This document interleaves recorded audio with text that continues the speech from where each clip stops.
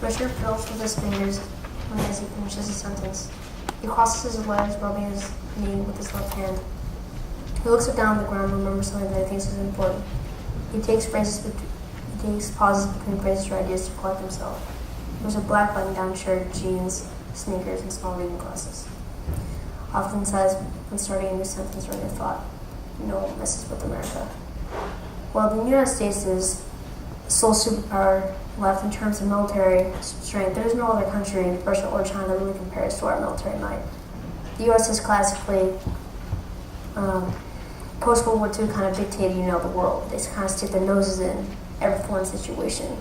Most of they had either military troops there, but if they don't have military troops there, they tend to do nothing.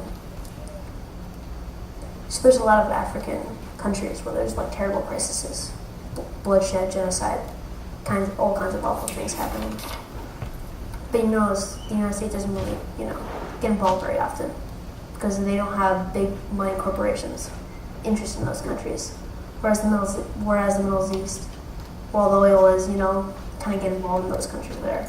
I mean, because we don't want to jeopardize the flow of oil, well, I don't think we actually involve ourselves in Syria.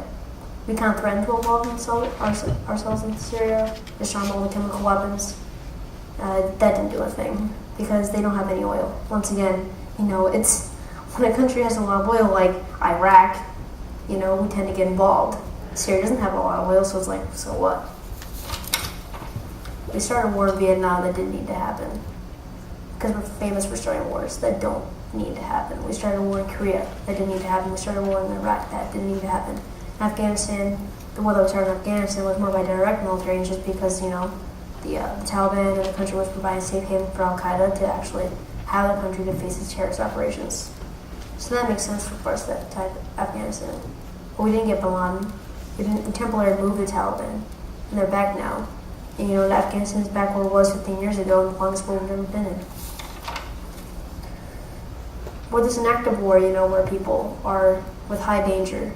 A lot of countries like Africa and South America where in Brazil women aren't safe anymore to walk around at night. I wouldn't want to go anywhere that isn't highly safe for Americans. But, Italy is very nice. Other than that, I really don't have any hesitations. No one messes with America.